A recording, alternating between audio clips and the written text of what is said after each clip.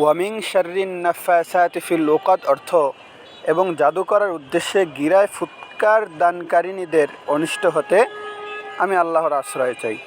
তো এই আয়াতের মধ্যে মেন অর্থ থেকে শাররি অর্থ অনিষ্ট,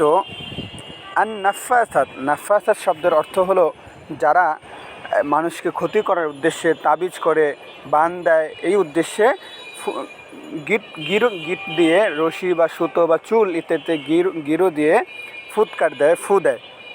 তাহলে নাফাসাত অর্থ গিরায় ফুৎকারকারিনীদের ফিল উকদ। উকদ শব্দের অর্থ মূলত হলো গিরা। উকদ শব্দের অর্থ মূলত গিরা, সুতা, রশি, চুল ইত্যাদিতে গিট দিয়ে তারা ফু দেয় বিভিন্ন মন্ত্র পড়ে মানুষের ক্ষতি করার জন্য। তাহলে পুরো আয়াতের অর্থ দাঁড়ালো হলো ওয়ামিন শাররিন নাফাসাতি ফিল উকাদ, আমি আশ্রয় চাই আল্লাহর জাদু করার উদ্দেশ্যে